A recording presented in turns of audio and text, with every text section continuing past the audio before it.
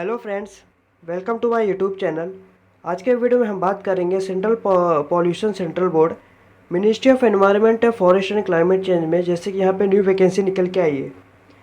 जैसे कि central pollution central board एक स्टैट्यूटरी ऑर्गेनाइजेशन है जो under the ministry of environment forest and climate change, जो यहाँ पे आपको ऑनलाइन एप्लीकेशन इन्वाइट करता है। जो एलिजिबल कैंडिडेट रहेंगे अलग अलग पोस्ट के अकॉर्डिंग यहाँ पे आपको फॉर्म फिलअप करने को दिया जाएगा।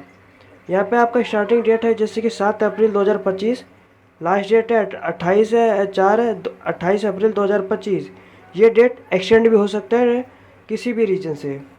इसके बाद अलग अलग पोस्ट के हिसाब से यहाँ पे आपको name of the post, number of the post दिया रहेगा, टोटल कितना है और यहाँ पे अपर एज लिमिट कितना रहना चाहिए। अलग अलग कैटेगरी के हिसाब से सब ग्रेजुएशन हो गया, इंजीनियरिंग हो गया, 10th हो गया, 12th हो गया, सभी के लिए यहाँ पे आपको जैसे कि वैकेंसी निकल के आई है।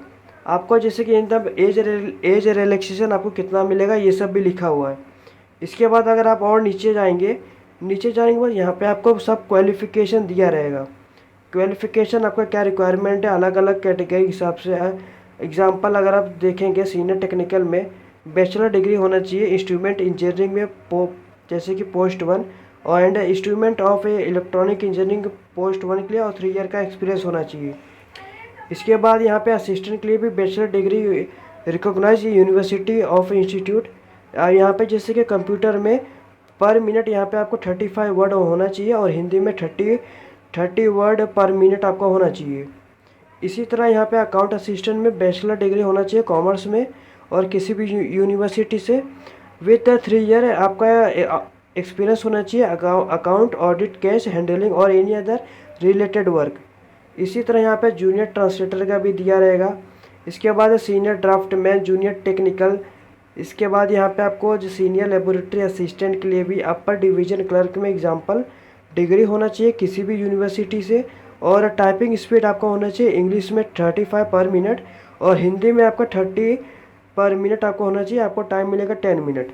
यहाँ पे डाटा एंट्री ऑपरेटर ग्रेड 2 के लिए जैसे कि दिया रहेगा 12th पास होना चाहिए किसी भी यूनिवर्सिटी से और आपका स्पीड जैसे कि speed test of not less than 8,000 से आपका कम नहीं होना चाहिए। इसके बाद स्टेनोग्राफी 2 में यहाँ पे 12th पास होना चाहिए और यहाँ पे स्किल टेस्ट नॉर्म में दिया रहेगा। जूनियर लेबोरेटरी असिस्टेंट में भी दिया रहेगा 12th पास, 12th स्टैंडर्ड पास होना चाहिए in science subject from recognised board और डिग्री होना चाहिए साइंस फ्रॉम रिकॉग्नाइज्ड यूनिवर्सिटी और इंस्टीट्यूट। लोअर डिवीजन क्लर्क आपका जैसे कि 12th होएगा और स्पीड आपका दिया रहेगा। इसके बाद फील्ड अटेंडेंट के लिए 10th standard pass from recognised board और डिजरेबल रहेगा 12th standard pass with science from robust और सेकंड में लिखा है रोबोस्ट हेल्थ, आपका हेल्थ भी अच्छा रहना चाहिए। मल्टीटास्किंग स्टाफ आपका 10th पास होना चाहिए और सेंट्रल फ्रॉम सर्टिफिकेट होना चाहिए from industrial training institute in trade. Electrical के लिए एक पोस्ट है, मैकेनिक के लिए एक पोस्ट है, प्लम्बर के लिए एक पोस्ट है। आपको ये जो भी क्वालिफिकेशन है आपको जैसे कि डिस्क्रिप्शन मैंने आपको प्रोवाइड किया हुआ है, आप एक बार फिलअप करने से पहले जिस भी पोस्ट के लिए आप अप्लाई कर रहे हो एक बार आपको नोटिफिकेशन देख लेना है। और फॉर्म अप्लाई लिंक भी आपको डिस्क्रिप्शन में ही आपको प्रोवाइड कराऊंगा जैसे कि डायरेक्ट लिंक रहेगा। जैसे आप लिंक पे क्लिक करेंगे आपको ऐसा इंटरफेस देखने को मिलेगा। इसके बाद यहाँ पे आपको जैसे कि क्लिक करना रहेगा, click here to register. Click here register पे जैसे आप यहाँ पे क्लिक करेंगे यहाँ पे आपको जैसे कि ऐसा इंटरफेस देखने को मिलेगा। यहाँ पे कैंडिडेट का जैसे कि एज इन क्लास 10th जो भी क्लास 10th में कैंडिडेट का नेम रहेगा, फुल नेम यहाँ पे आपको लिखना रहेगा। कैंडिडेट का यहाँ पे जैसे कि डेट ऑफ बर्थ आपको फिलअप करना रहेगा, जो भी आपके मार्कशीट में रहेगा वही आपका करेक्ट डेट ऑफ बर्थ यहाँ पे आपको फिलअप करना रहेगा। डेट ऑफ बर्थ सिलेक्ट कर लेना, यहाँ पे जैसे कि मंथ सिलेक्ट कर लेना। मंथ सिलेक्ट करने के बाद यहाँ पे आपको डेट सिलेक्ट कर लेना, आपका डेट यहाँ पे आ जाएगा। यहाँ पे मोबाइल नंबर डालना, मोबाइल नंबर डालने के बाद ईमेल आईडी डालना। इसके बाद कन्फर्म ईमेल आईडी कर देना। इसके बाद यहाँ पे आपको पासवर्ड बना लेना है। आपको कैसा पासवर्ड बनाने का जैसे कि बड़ा है, छोटा है, नंबर और स्पेशल कैरेक्टर। इसी तरह आप जैसे कि 8 डिजिट का बना लेना, 8 डिजिट का। जैसे आप यहाँ पे बना लेंगे 8 डिजिट का, यहाँ पे आपको जिसके कंफर्म कर देना। इसके बाद आई रोबोट पे क्लिक करके सबमिट पे क्लिक करना। आपको यहाँ पे जैसे कि यूज़ रजिस्टर सक्सेसफुली, इसके बाद रजिस्ट्रेशन आईडी यहाँ पे आपको देखने को मिलेगा। इसके बाद यहाँ पे आपको क्लिक हियर टू लॉगिन पे आपको क्लिक करना रहेगा। जैसे आप इस पर क्लिक करेंगे, यहाँ पे आपको ईमेल आईडी अपना डालना रहेगा और यहाँ पे पासवर्ड डालना रहेगा जो आपने बनाया था। इसके बाद आई रोबोट पे क्लिक करके यहाँ पे आपको लॉगिन पे क्लिक करना है। यहाँ पे आपको अपना नेम देखने को मिलेगा। इसके बाद यहाँ पे आपको जैसे कि स्टेप वाइज आपको कितना 7 स्टेप में आपको यहाँ पे कंप्लीट करना रहेगा। यहाँ पे स्टेप वन में आपको फिल एप्लीकेशन फॉर्म, सेकंड में आपको क्वालिफिकेशन और एक्सपीरियंस डिटेल आपको डालना रहेगा, थर्ड में आपको अपलोड करना रहेगा आपका फ़ोटोग्राफ और सिग्नेचर, फोर्थ में आपको एलिजिबिलिटी चेक करना रहेगा आपके पोस्ट के लिए, जैसे कि if required edit your personal education detail यहाँ पे आप कर पाएंगे प्रीव्यू ऑप्शन। इसके बाद यहाँ पे फिफ्थ में आपका accept declaration, you will not be able to modify your application और upload photo signature after expecting the declaration आपको एक्सेप्ट करने के बाद आप यहाँ पे मॉडिफाई नहीं कर पाएंगे। इसके बाद आपको अप्लाई फॉर पोस्ट, कौन से पोस्ट के लिए आपको अप्लाई करने का है आपको सिलेक्ट करना रहेगा। इसके बाद आपको पे करना रहेगा। ये आपको 7 स्टेप है, आपको इसमें क्लिक करना रहेगा। जैसे कि इसके बाद यहाँ पे आपको ये 3 डॉट पे क्लिक करना रहेगा। इसके बाद आपको एप्लीकेशन फॉर्म पे क्लिक करना। जैसे आप यहाँ पे एप्लीकेशन फॉर्म पे क्लिक करेंगे, इसके बाद यहाँ पे आपको रजिस्ट्रेशन आईडी, आपका कैंडिडेट का नेम, आप कैंडिडेट का डेट ऑफ बर्थ, इसके बाद कैंडिडेट का यहाँ पे फादर नेम डालना, यहाँ पे मदर नेम डालना। इसके बाद यहाँ पे जेंडर सिलेक्ट करना। इसके बाद अपना कैटेगरी सिलेक्ट करना, आप कौन से कैटेगरी से जिससे बिलोंग करते हो। आपको एक बार नोटिफिकेशन देख लेना है कौन से कैटेगरी के हिसाब से आपको वैकेंसी यहाँ पे खाली है। इसके बाद आपको सर्टिफिकेट नंबर देना रहेगा, आपका इशूइंग डेट और आपका डेजिग्नेशन ऑफ इशूइंग अथॉरिटी कौन आपका जैसे कि इशू किया था। आपके सब मार्कशीट पे आपके जैसे कि कास्ट सर्टिफिकेट पे रहेगा। अगर आप जनरल रहेंगे तो यहाँ पे आप जनरल पे क्लिक करना। अगर आप जनरल रहेंगे आपको एज रिलैक्सेशन आपको नहीं मिलेगा, आपको यहाँ पे कुछ भी डालने की ज़रूरत नहीं है। आप इसके बाद पर्सन विथ बैकबेंचर डिसेबिलिटी, अगर आप रहेंगे तो इस पर क्लिक करना। यहाँ पे जैसे कि एंटर यूडीआईडी कार्ड नंबर आपको डालना रहेगा। इसके बाद यहाँ पे आपको आप ब्लाइंडनेस हो एंड लो विजन हो। इसके बाद यहाँ पे डीफ एंड हार्ड हियरिंग, आपका जो भी लोकोमोटिव डिसेबिलिटी है इंक्लूडिंग कैरेबल प्लाजा रहेंगे तो यस पे क्लिक करना। अपने हिसाब से यहाँ पे जो भी आपके पास डिसेबिलिटी ये आप सिलेक्ट कर लेना। आप जिस भी पोस्ट ले आप अप्लाई कर रहे हो, अगर नहीं है तो यहाँ पे नो पे क्लिक करना। आपको यहाँ पे इसके बाद नेशनलिटी में यहाँ पे आपको इंडियन सिलेक्ट करना है। इसके बाद यहाँ पे परमानेंट एड्रेस है। परमानेंट एड्रेस मतलब जो आपके आधार कार्ड पे रहेगा वही आपको परमानेंट एड्रेस यहाँ पे आपको फिल करना रहेगा। आपको जैसे कि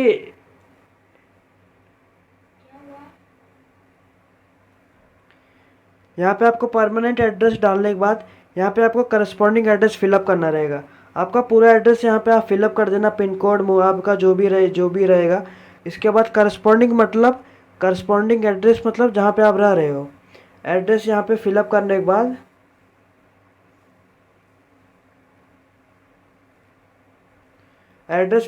बाद यहाँ पे अगर दोनों सेम रहेगा दोनों सेम फिलअप कर देना। अगर इसके बाद करंट एम्प्लॉय टाइप, अगर यहाँ पे आप करंट एम्प्लॉय टाइप हो जैसे कि रेगुलर एम्प्लॉय हो, एक्स सर्विस मैन हो, डिफेंस पर्सनल हो, डिपार्टमेंट कैंडिडेट हो और इसमें से कोई नहीं तो यहाँ पे नन पे आप क्लिक करेंगे। इसके बाद यहाँ पे आपको मैरिटल स्टेटस आपको देना रहेगा, आप अपने अकॉर्डिंग दे देना जो भी आपका रहेगा। इसके बाद यहाँ पे कोई अल्टरनेटेड मोबाइल नंबर आप यहाँ पे दे सकते हो।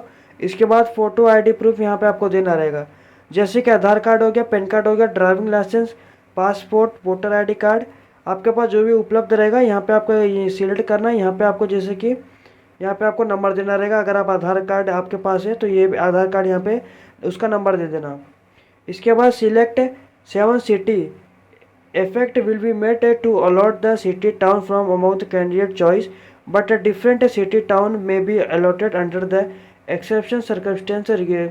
अगर आप जो भी आप प्रेफरेंस थ्रू आप चूज़ करोगे आपको वही मिलेगा आपको, जैसे कि एरिया।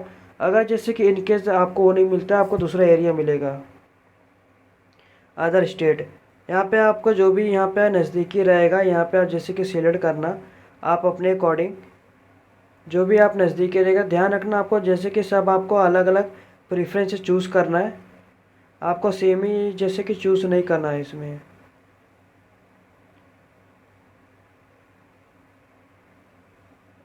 इसी तरह यहाँ पे आप जैसे कि चूज़ कर लेना। इसके बाद आपका यहाँ पे सेव डेटा पे क्लिक करना पहले।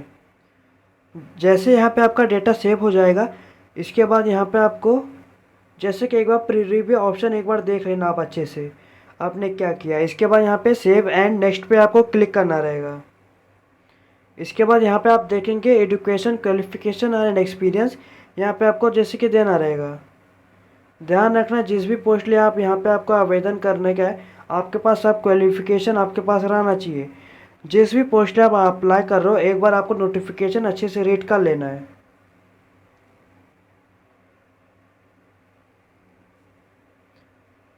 इसके बाद यहाँ पे आपको ईयर ऑफ पासिंग जैसे कि दे देना।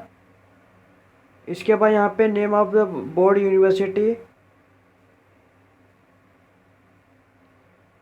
ये देने के बाद यहाँ पे आपको जैसे कि इंटर मार्क, आपको कितना मार्क यहाँ पे percentage of mark CGP be converted into equivalent. यहाँ पे आपको जैसे कि परसेंटेज लिखना रहेगा आपका, जैसे कि आपको कितना परसेंटेज आया, आपका क्लास कौन सा था, first class, second class, third class, आपका जो भी रहेगा। इसके बाद यहाँ पे आपको सब्जेक्ट देना रहेगा। यहाँ पे आपका जो भी सब्जेक्ट रहेगा ये आप यहाँ पे दे देना। इसके बाद यहाँ पे आपको सेकंड में आप 12th चूज़ करना। इसके बाद यहाँ पे जो भी आपका स्ट्रीम था, आप जिस भी पोस्ट लिए आप अप्लाई कर रहे हो, ध्यान रखना आपके पास वही क्वालिफिकेशन आपके पास रहना चाहिए। हर पोस्ट के अलग अलग क्वालिफिकेशन है। वापस से बोल रहा हूँ, आपको एक बार जैसे कि नोटिफिकेशन आपको अच्छे से रीड कर लेना है। आपका बोर्ड कौन सा था वो यहाँ पे देना। आपका ओवरऑल परसेंटेज आपका कितना था वो यहाँ पे आप देना। आपका डिवीज़न क्या था। इसके बाद यहाँ पे आपको जैसे कि आपका सब्जेक्ट क्या था वो आपको लिखना रहेगा। मैं आपको डेमो के लिए लिख के बता दे रहा हूँ, आपको अपना एक्चुअल जैसे कि आपको फिलअप करना रहेगा। इसके बाद यहाँ पे बैचलर डिग्री यहाँ पे आप चूज़ करना, यहाँ पे आपका कौन सा था। इसके बाद यहाँ पे कौन सा ईयर में आप पासिंग किए थे वो यहाँ पे आपको लिखना। यहाँ पे आपका कौन सा बोर्ड था ये आप जैसे कि लिखना रहेगा। लिखने के बाद आपका ओवरऑल परसेंटेज कितना था ये आप लिखना। इसके बाद यहाँ पे आपको division first class, second class, third class आपका जो भी रहेगा। इसके बाद यहाँ पे आपको सब्जेक्ट यहाँ पे आपको लिख देना है। मैं डेमो के लिए लिख के बता दे रहा हूँ, आपको अपना एक्चुअल डेटा फिलअप करना रहेगा। इसके बाद यहाँ पे और भी आपके पास जो भी रहेगा, master degree, subordinate, audit, account service, आपके पास जो भी रहेगा ये आप जैसे कि दे देना। इसके बाद आपके पास एक्सपीरियंस, किसी किसी पोस्ट में एक्सपीरियंस मांगा हुआ है और किसी किसी में नहीं मांगा हुआ है।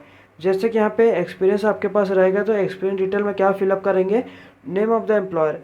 यहाँ पे आपको जैसे कि नेम ऑफ़ द एम्प्लॉयर यहाँ पे आपको फिलअप करना। आपका डेजिग्नेशन कौन से पोस्ट पे हो आप, पे लेवल आपका कितना रहेगा वो यहाँ पे आप लिखना। टोटल पीरियड इन सर्विस कितने मंथ में, अगर 36 month, 12th month, 9th month जो भी रहेगा यहाँ पे आपको देना रहेगा।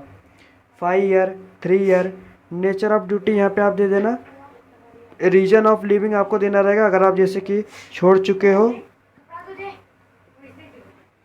जैसे कि ये देने के बाद ध्यान रखना किसी किसी पोस्ट में आपको क्वालिफिकेशन एक्सपीरियंस मांगा हुआ है, किसी किसी पोस्ट में आपको नहीं मांगा है। इसके बाद ये सब देने के बाद यहाँ पे सिलेक्ट योर एक्सपीरियंस। अगर आपको जिस भी पोस्ट आप अप्लाई कर रहे हो, असिस्टेंट लॉ ऑफिसर्स के लिए यहाँ पे आपको 5 year experience as an officer of judicial service आपके पास होना चाहिए। असिस्टेंट लॉ ऑफिसर्स में आपको first 5 year, legal department state आपके पास एक्सपीरियंस होना चाहिए।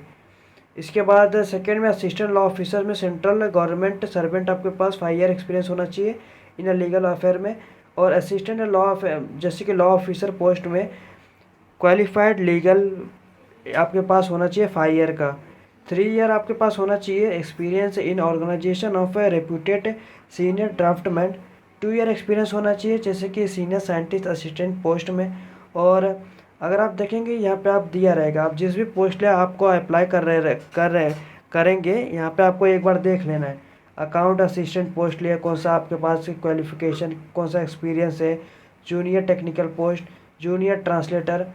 अगर आप किसी और के लिए पोस्ट के लिए फिलअप कर रहे हैं, 10th हो गया, 12th हो गया, ग्रेजुएशन हो गया, वहाँ पे आपको क्वालिफिकेशन रिक्वायरमेंट नहीं है। इसके बाद यहाँ पे आपको सेव एंड नेक्स्ट पे क्लिक करना।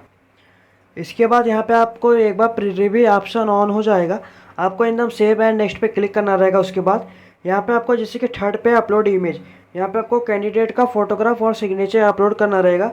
इसके बाद यहाँ पे कैंडिडेट का जैसे कि जेपीजी के फाइल में 10 KB से 50 KB के बीच में आपको अपलोड करना रहेगा।